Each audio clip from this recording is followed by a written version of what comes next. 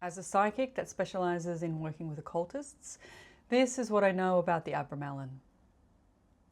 So I myself have not done the Abramelin, but I've had the ability to talk to many different HGAs throughout my years of reading for occultists. And I've even worked with occultists during the Abramelin process as emotional and psychic support. Here are the common things that I have learned about magicians going through this process for those who were successful and those who weren't. The most common factor of those that weren't successful was it was more status driven than something coming from an internal process.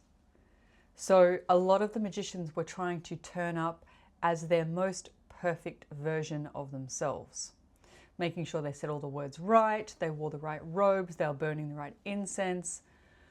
Everything that was external and status driven was what they were focused on. If I just say the words right, the angel should appear. With the magicians that were successful with the rite, here is what they were able to understand. The Abramelin is actually a journey inwards. It's a long period of purification, which means looking at oneself, going inwards, going into the subconscious, acknowledging all the parts of themselves that they didn't even realize were there.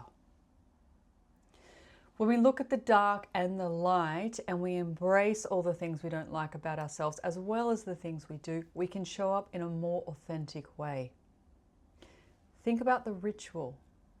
You're asking a very high being, whatever you believe the HGA to be, to present and show itself to you, expose itself in all glory.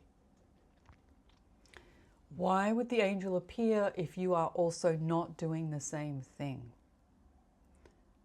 So what I have come to believe is that the Abramelin is actually an emotional journey inwards, into understanding your mind, your subconscious, and all the different things that make you who you are.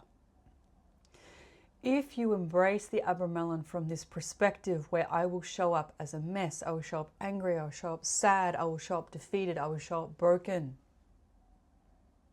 as well as all the other good parts that I possess, you are more likely to be successful with this ritual.